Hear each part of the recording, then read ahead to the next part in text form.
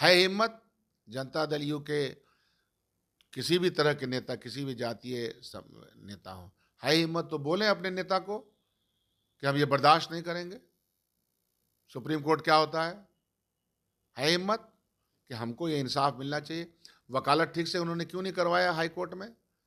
सड़क पर लेके निकलना जाए। भारतीय जनता पार्टी से कभी सवाल किया कि आपको कितना सीट मिलेगा?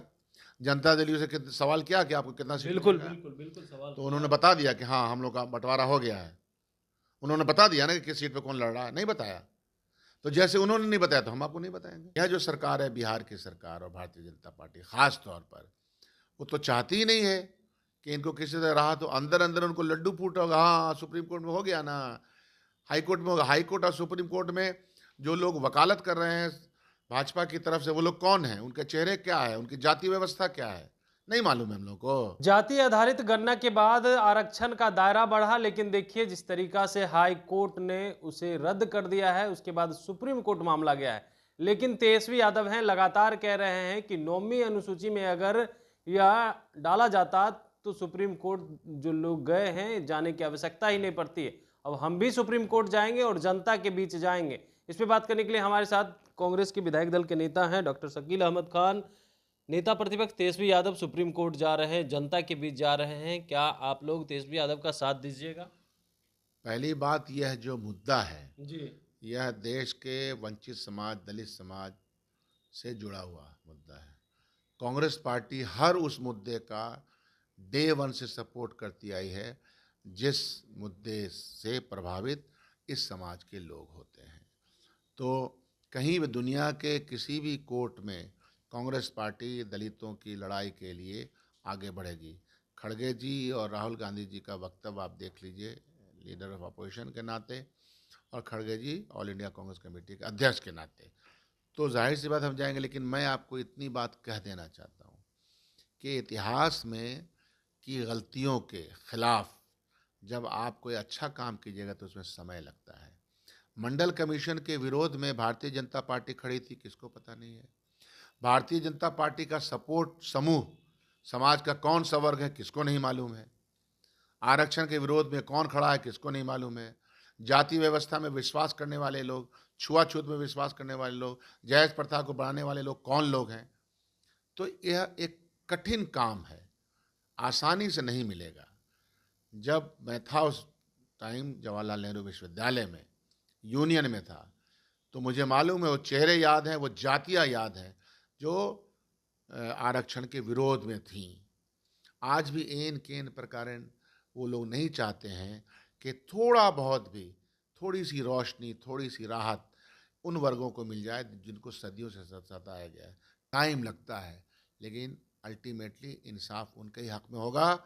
हाई कोर्ट हो कि सुप्रीम कोर्ट हो, जनता की अदालत उसमें उनके पक्ष में खड़ी है और खड़ी होगी। कोई रोक नहीं पाएगा। 2-4 साल, 2-4 दिन, 2-4 महीना रोका जा सकता है। तो सही कदम है बिल्कुल। और यह जो सरकार है, बिहार की सरकार और भारतीय जनता पार्टी ख़ास तौर पर, वो तो चाहती ही नहीं है कि इनको किसी तरह रहा, तो अंदर-अंदर उनको लड्डू फूटा होगा, हाँ, सुप्रीम कोर्ट में हो गया ना, हाई कोर्ट में होगा। हाई कोर्ट और सुप्रीम कोर्ट में जो लोग वकालत कर रहे हैं भाजपा की तरफ से, वो लोग कौन हैं? उनके चेहरे क्या है? उनकी जाति व्यवस्था क्या है? नहीं मालूम है हम लोग को। ये तो समझने वाली बात है। बड़का झूठा पार्टी पोलराइजेशन की सियासत करके कहाँ ले जाएगी देश को, वो तो देशवासियों को सोचना होगा। आप कह रहे देशवासियों को सोचना होगा, लेकिन शोषित वंचित की बात की है। लेकिन जदयू के नेता हैं, मंत्री कह रहे हैं आप लोग तो घोर विरोधी हैं दलित और आदिवासी समुदाय के लोगों का। असल में जिस आरक्षण के कारण